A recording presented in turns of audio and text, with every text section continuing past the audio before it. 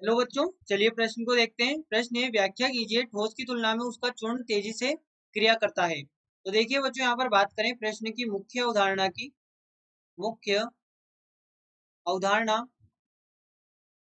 तो बच्चों हमारे पास में जो यहाँ पर ठोस होता है, हम जानते हैं कि ठोस का पृष्ठीय क्षेत्रफल कम होता है। पृष्ठीय क्षेत्रफल कम होता है उसके चूर्ण रूप की तुलना में। उसके चूर्ण रूप की तुलना में। अब बच्चों देखिए, यदि यहाँ पर जो ठोस है उसका पृष्ठीय क्षेत्रफल कम है, अब उसका पृष्ठीय क्षेत्रफल है तो क्या होगा कि जो अभिकारक यहाँ पर अभिकर्मक अणु होंगे, उन अभिकर्मक अणुओं से ये क्रिया उतनी आसानी से नहीं कर पाएगा। पृष्ठीय क्षेत्रफल कम है तो इसके पृष्ठ पर जमा ही नहीं हो पाएंगे, और जब पृष्ठ पर जमा नहीं होंगे तो ये उतनी आसानी से क्रिया नहीं करेगा। जो भी यहाँ पर जिससे भी हम क्रिया कर रहे हैं वो उतना अधिशोषित नहीं हो पाएगा।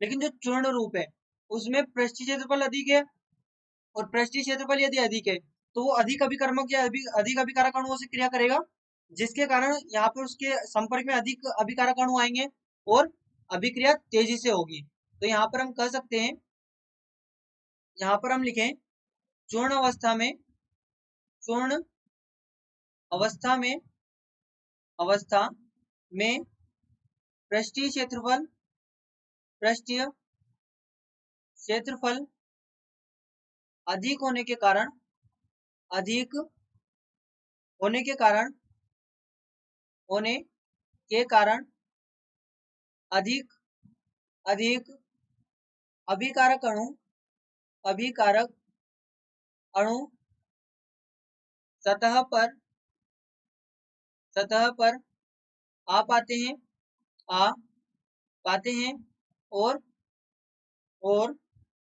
संपर्क में आकर, संपर्क में आकर अधिक तेजी से, अधिक तेजी से क्रिया करते हैं, क्रिया करते हैं।